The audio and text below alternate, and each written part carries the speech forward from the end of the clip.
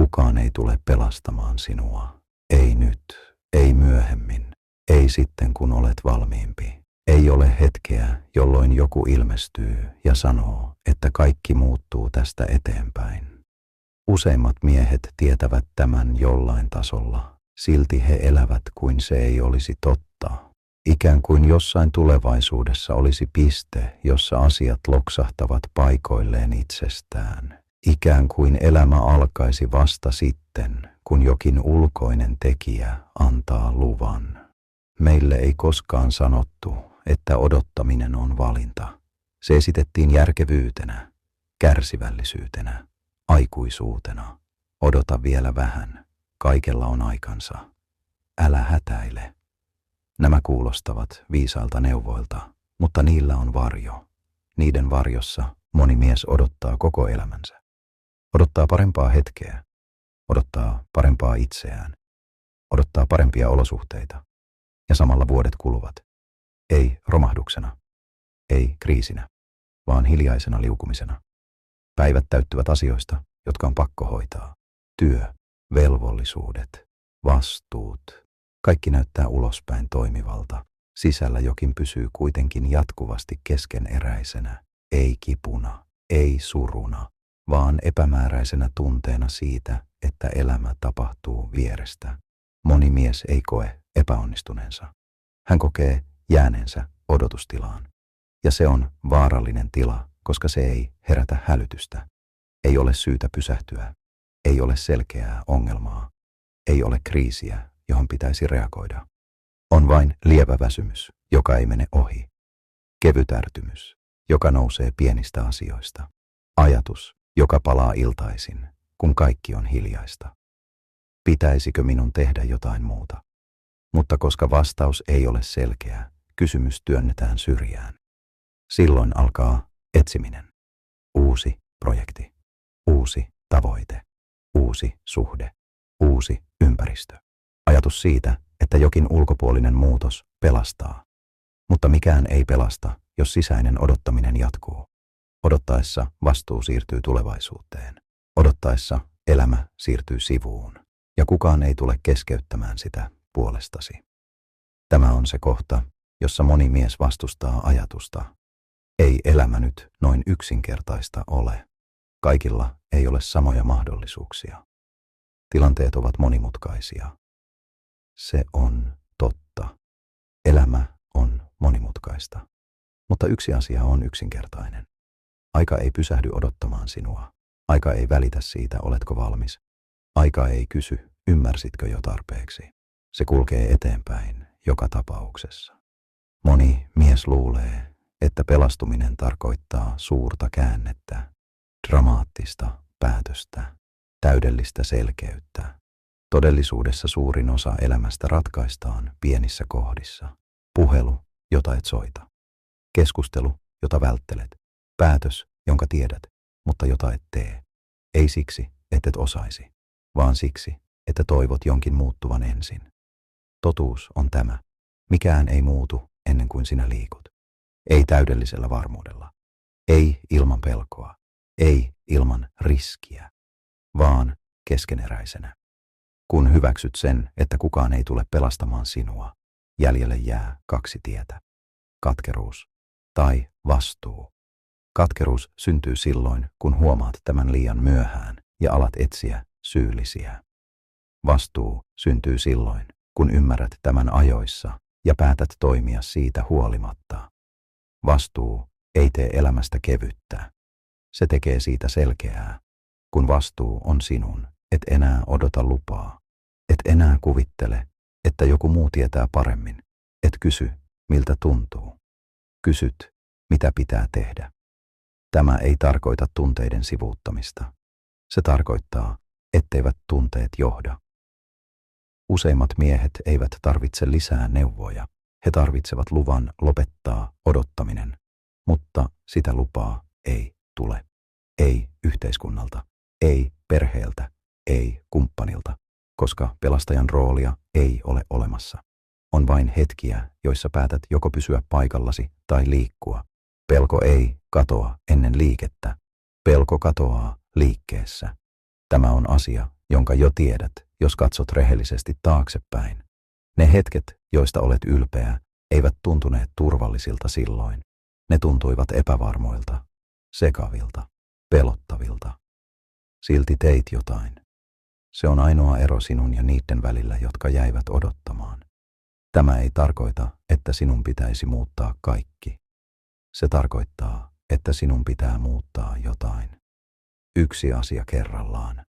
Ei siksi, että se ratkaisee kaiken, vaan siksi, että liike katkaisee odottamisen. Kun liikut, elämä vastaa. Ei palkitsemalla, vaan avaamalla seuraavan tilanteen, ja vasta jälkeenpäin näet polun. Kukaan ei tule pelastamaan sinua, mutta se tarkoittaa myös, ettei kukaan estä sinua. Ei ole näkymätöntä auktoriteettia, joka odottaa täydellisyyttä. Ei ole tuomaria, joka mittaa suoritustasi. Suurin osa peloista tapahtuu vain päässäsi. Ja pää ei ole hyvä paikka elää elämää. Jos olet odottanut pitkään, ensimmäinen askel tuntuu usein oudolta. Ei vapauttavalta, ei helpottavalta, vaan väärältä. Se ei tarkoita, että se on väärä askel. Se tarkoittaa, että odottaminen on ollut sinulle tuttu tila. Liike on vieras. Älä tulkitse sitä vaaraksi. Tulkitse se merkiksi siitä, että olet tekemässä jotain uutta. Kukaan ei tule pelastamaan sinua. Ja juuri siksi sinulla on vielä mahdollisuus. Kun mies lopettaa odottamisen, hän ei tunne vapautta ensimmäisenä. Hän tuntee painon. Vastuu ei saavu kevyenä. Se saapuu raskaana, lähes fyysisenä tunteena rinnassa ja vatsassa. Se tuntuu siltä kuin jokin olisi siirtynyt pysyvästi sinun puolellesi. Ennen oli helpompaa. Ennen saattoi sanoa, ettei nyt ole oikea hetki. Ennen saattoi ajatella, että joku muu tietää paremmin. Kun vastuu on sinun, näitä lauseita ei voi enää käyttää samalla tavalla. Ja siksi moni perääntyy juuri tässä kohdassa. Ei siksi, etteikö hän olisi kykenevä, vaan siksi, että vastuu paljastaa jotain epämukavaa. Se paljastaa, kuinka paljon on siirtänyt, kuinka monta asiaa on tiennyt, mutta jättänyt tekemättä, kuinka monta päätöstä on vältellyt. Vastuu ei tuo uutta tietoa. Se tuo näkyväksi sen, minkä olet jo tiennyt pitkään, ja se voi sattua. Moni mies uupuu tässä vaiheessa, ei siksi, että tekisi liikaa, vaan siksi, että hän alkaa nähdä elämänsä sellaisena kuin se on. Ei sellaisena kuin sen piti olla, ei sellaisena kuin hän selitti itselleen, vaan sellaisena kuin se on juuri nyt. Tämä on se hetki, jolloin odottaminen alkaa näyttää siltä, mitä se oikeasti on ollut. Ei lepoa, ei viisautta, vaan pakoa. Ei aina tietoisena, ei tahallisena, vaan opittuna tapana selviytyä. Kun vastuu astuu kuvaan, se vie mukanaan tekosyyt. Ei voi enää sanoa, ettei tiennyt. Ei voi enää sanoa, ettei ollut vaihtoehtoja. Jäljelle jää vain yksi kysymys. Mitä aiot tehdä nyt? Tämä kysymys ei huuda, se ei vaadi. Se odottaa vastausta hiljaa, ja juuri siksi se on raskas. Moni mies yrittää tässä kohdassa palata vanhaan, täyttää kalenterin uudelleen, lisätä tekemistä, luoda kiireen, jotta ei tarvitsisi kuunnella itseään. Mutta kiire ei poista vastuuta. Se vain lykkää sitä. Ja mitä pidempään vastuuta lykkää, sitä raskaammalta se tuntuu. Useimmat miehet eivät ole laiskoja. He ovat kuormittuneita väärällä tavalla. He tekevät asioita, jotka eivät vie heitä kohti mitään heille merkityksellistä. He hoitavat velvollisuuksiaan, mutta eivät rakenna suuntaa. Suunta on asia, josta puhutaan vähän, mutta joka tuntuu koko ajan kehossa. Kun suunta puuttuu, pienikin tehtävä tuntuu raskaalta. Kun suunta on olemassa, raskaskin tehtävä tuntuu siedettävältä. Siksi odottava mies väsyy, vaikka hän ei tee liikaa. Hän tekee paljon, mutta ei oikeaan suuntaan. Tämä väsymys ei katoa nukkumalla. Se ei katoa lomalla. Se ei katoa sillä, että joku sanoo kaiken olevan hyvin. Se katoaa vasta silloin, kun liike ja suunta alkavat kohdata. Mutta ennen sitä liike tuntuu väärältä. Se tuntuu siltä, kuin rikkoisit jotain. Moni mies kuvaa tätä tunnetta syyllisyytenä. Syyllisyytenä siitä, että ajattelee itseään. Syyllisyytenä siitä, että haluaa enemmän. Syyllisyytenä siitä, että ei ole tyytyväinen. Tämä syyllisyys ei ole merkki itsekkyydestä. Se on merkki siitä, että olet elänyt pitkään muiden odotusten mukaan. Kun alat liikkua omaan suuntaasi, keho reagoi. Ei ilolla, vaan varoituksella, koska keho tunnistaa tutun ja liike pois tutusta tulkitaan riskiksi. Tämä on syy, miksi oikeat päätökset tuntuvat usein vääriltä aluksi. Ei siksi, että ne ovat vääriä, vaan siksi, että ne ovat uusia. Odottaminen on ollut turvallinen tila, vaikka se ei ole ollut hyvä. Liike on parempi, mutta se ei tunnu heti turvalliselta. Tässä kohtaa moni mies luulee tehneensä virheen. Hän palaa takaisin. Hän perääntyy. Hän päättää, ettei nyt ollutkaan oikea hetki. Ja näin odottaminen jatkuu. Ei siksi, että hän ei osaisi, vaan siksi, että hän tulkitsi epämukavuuden väärin. Epämukavuus ei ole merkki vaarasta. Se on usein merkki kasvusta. Mutta kukaan ei opettanut tätä. Meille opetettiin, että hyvä olo kertoo oikeasta suunnasta ja huono olo kertoo väärästä. Todellisuudessa muutos kulkee usein päinvastoin. Oikea suunta tuntuu aluksi raskaalta. Väärä suunta tuntuu kevyeltä, koska se on tuttu. Vastuu ei tee elämästä yksinkertaista, mutta se tekee siitä rehellistä, et enää kysy, mitä pitäisi haluta. Kysyt, mitä haluat oikeasti. Et enää kysy, miltä muista tuntuu. Kysyt, mitä et voi enää jatkaa. Tämä selkeys ei tule kerralla. Se syntyy liikkeessä. Yksi päätös, yksi teko, yksi keskustelu. Ei täydellisesti, ei hallitusti, vaan keskeneräisenä. Moni mies odottaa varmuutta ennen kuin liikkuu. Mutta varmuus syntyy vasta liikkeessä. Ilman liikettä kaikki pysyy ajatuksina. Ajatukset paisuvat, pelot kasvavat, liike pienentää ne. Kun teet jotain konkreettista, pelko menettää muotonsa. Se ei katoa, mutta se lakkaa hallitsemasta. Tämä on se kohta, jossa vastuu muuttuu taakasta työkaluksi. Et kanna sitä enää harteilla. Käytät sitä suuntana. Et kysy, pelastaako tämä minut. Kysyt, viekö tämä minua eteenpäin. Ja se, että menet eteenpäin riittää. Sinun ei tarvitse tietää koko polkua. Riittää, että tiedät seuraavan askeleen. Kukaan ei tule pelastamaan sinua. Mutta vastuu antaa sinulle jotain paljon arvokkaampaa. Se antaa sinulle mahdollisuuden rakentaa elämäsi sisältä käsin, eikä odottaa, että se tapahtuisi ulkoa päin. Moni mies odottaa, että vastuun ottaminen tuntuu jollain tavalla palkitsevalta, että sen jälkeen olo olisi kevyempi, selkeämpi, helpompi. Todellisuudessa vastuun todellinen vaikutus näkyy hitaasti, ei tunteena, vaan käyttäytymisenä. Et enää selitä itsellesi asioita samalla tavalla. Et enää keksi syitä, miksi jokin ei nyt onnistu. Huomaat tekeväsi asioita, joita ennen ajattelit liian raskaiksi. Et siksi, että ne olisivat muuttuneet helpommiksi, vaan siksi, että sinä olet muuttunut rehellisemmäksi. Rehellisyys ei ole tunne, se on suunta. Kun et enää valehtele itsellesi, energia vapautuu. Ei motivaationa, vaan liikkeenä. Moni mies yllättyy siitä, kuinka vähän lopulta tarvitaan. Ei täydellistä suunnitelmaa, ei selkeää visiota, vain päätös siitä, että et enää odota. Odotus vie enemmän voimia kuin liike koskaan.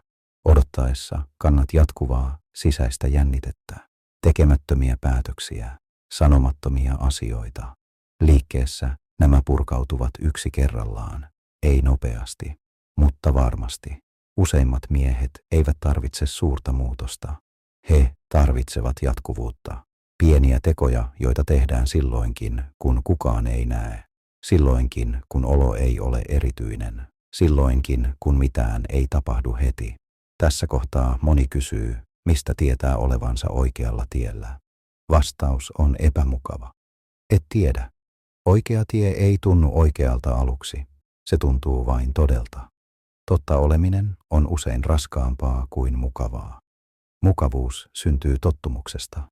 Totuus syntyy kohtaamisesta. Kun kohtaat elämäsi sellaisena kuin se on, et sellaisena kuin sen pitäisi olla, jokin sinussa rauhoittuu. Ei siksi, että kaikki olisi hyvin, vaan siksi, että et enää pakene. Pakeminen kuluttaa enemmän kuin mikään muu. Pakeminen omista päätöksistä. Pakeminen omista haluista. Pakeminen omasta vastuusta. Kun tämä pakeminen loppuu, elämä ei muutu helpoksi, mutta se muuttuu kevyemmäksi. Kevyemmäksi siksi, että et kanna enää kahta elämää yhtä aikaa. Sitä, jota elät, ja sitä, jota lykkäät.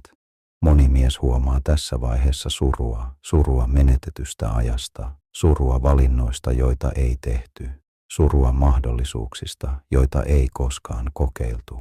Tämä suru on väistämätöntä ja tarpeellista. Et voi jatkaa eteenpäin ilman, että katsot taaksepäin rehellisesti.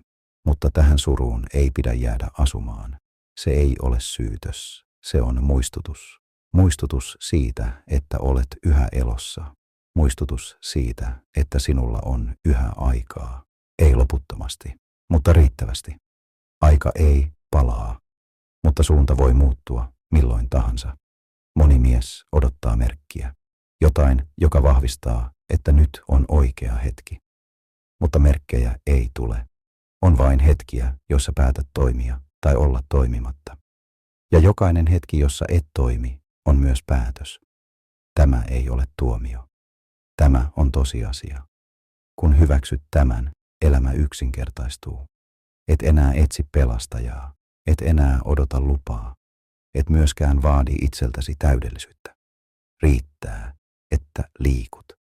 Riittää, että et jää paikallesi. Riittää, että vastaat kysymykseen, jonka tiedät jo. Mitä aiot tehdä seuraavaksi? Ei huomenna, ei joskus, vaan nyt. Ei suurta, ei lopullista, vain seuraava askel. Se askel, jota olet jo miettinyt. Se askel, jota olet siirtänyt. Usein se on pienempi kuin pelkäät. Puhelu, viesti, päätös sanoa ei. Päätös sanoa kyllä. Elämä ei avaudu niille, jotka odottavat täydellistä hetkeä. Se avautuu niille, jotka liikkuvat keskeneräisinä. Kukaan ei tule pelastamaan sinua. Ja kun lakkaat odottamasta pelastajaa, huomaat jotain yllättävää. Et tarvitse sellaista. Sinulla on jo kaikki, mitä tarvitset liikkeelle lähtemiseen. Ei varmuutta, ei takeita, vaan kyky ottaa seuraava askel. Ja se riittää. Kysymys sinulle. Missä asiassa tiedät jo, että odottaminen on tullut tiensä päähän, mutta et ole vielä uskaltanut liikkua?